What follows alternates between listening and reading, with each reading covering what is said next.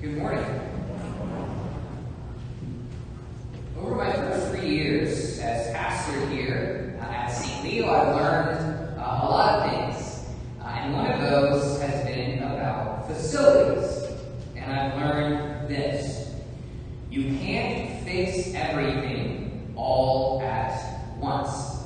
In my first 6 months here, I encountered our leaky roof. I put out buckets, I put paper towels in the buckets so the drips wouldn't drip so loudly, kept orange cones and a mop by the statue of Mary, mopped before Mass, sometimes had staff pass the mop during the Mass, all the while the leaky roof doing damage to our wooden ceiling. Well, toward the end of my 3rd year, we finally got a chance to deal with that leaky roof. Over those 3 years, my patience could have seemed irresponsible. What are you waiting for, Father? We got a leaky roof. You need to take care. We've all encountered stuff that needs fixing. Whether it's facilities, whether it's something in our personal life, our family life, the life of our community. And perhaps over the course of your life, you've tried to fix everything all at once. And later realized, I can't do this right now. I can't do everything right now. And you risked seeming irresponsible. I waited, you sometimes wait. And our Lord, in today's gospel, He waits too. And God's waiting can sometimes seem irresponsible. When He waits to fix suffering, when He waits to fix sin, when He waits to fix injustice. So this morning, I'd like to ask that question.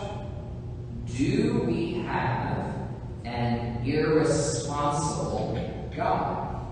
Christ answers this very question in His parable of the weeds and the wheat. In the parable, Christ sows good seed. He is the householder. But as the parable goes, the householder sleeps and the enemy comes. The same God who declares through St. Peter, "Stay awake, your enemy is coming." That God in our parable sleeps. And it appears that He didn't take the necessary precautions against the enemy.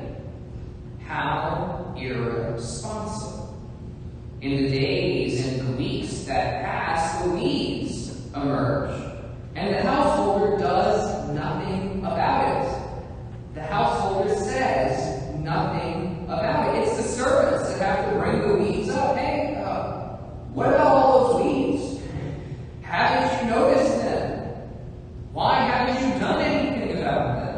What's going on? Their question is a lot like the apostles' question during the storm at sea. During the storm at sea, Christ is sleeping in the bow. The apostles wake Him up and say, "Don't you care that we are perishing?" How irresponsible.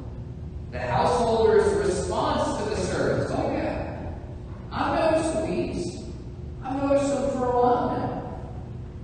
But I'm not going to do anything about it. Leave it alone." You've got to be kidding me. You're putting the whole harvest at risk. A total dereliction of duty. How irresponsible. I think we can see the connection with our own lives. When the weeds of suffering emerge, when the weeds of sin emerge, when the weeds of injustice emerge. And God says to us, "Oh yeah, I've noticed them for a while now, but I'm not going to do anything about it. I'm not going to do anything about it right now." Is He irresponsible? No. His mercy, His patience are big enough for the weeds in our lives. God is playing the long game. He waits, not because he's irresponsible, but because by waiting, he can accomplish an even greater good.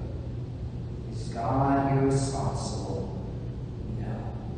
He's accomplishing a greater good. What are we called to do when we are confronted with God's seeming irresponsibility? We're called to make acts of faith in God's great mercy and his great patience, which are big enough for the weeds in our lives. We're called to take an act of faith in him and his providence, in him who orders and directs all things. We're called to make an act of faith in his long game. Lately, I've been struggling with some sadness about what I perceive will be the long-term religious effects of this time of coronavirus, of this pandemic. Many Catholics already have a pretty shaky habit of Mass attendance, once or twice a month. During this time, many have fallen out of that already shaky habit. When I'm confronted with this sadness, I spiral. What's it going to take to rebuild all that? How long is it going to take to rebuild all that? Will rebuilding ever even happen? Lately, when I found myself discouraged, I've been trying to take the advice that I offered you today, to turn to the Lord and make an act of trust in his providence, in him who orders and governs all things. To turn to the Lord and make an act of trust in his long game. By waiting, Lord, you're accomplishing a greater good. Imagine a world where when we are confronted by God's seeming irresponsibility, rather than collapsing in a spiral of sadness or discouragement, we turn to God and make acts of faith. We turn to him and with prayer and sacrifice cooperate in his long game. I can't do everything all at once. You can't do everything all at once. God could, but he chooses not to, because by waiting, he accomplishes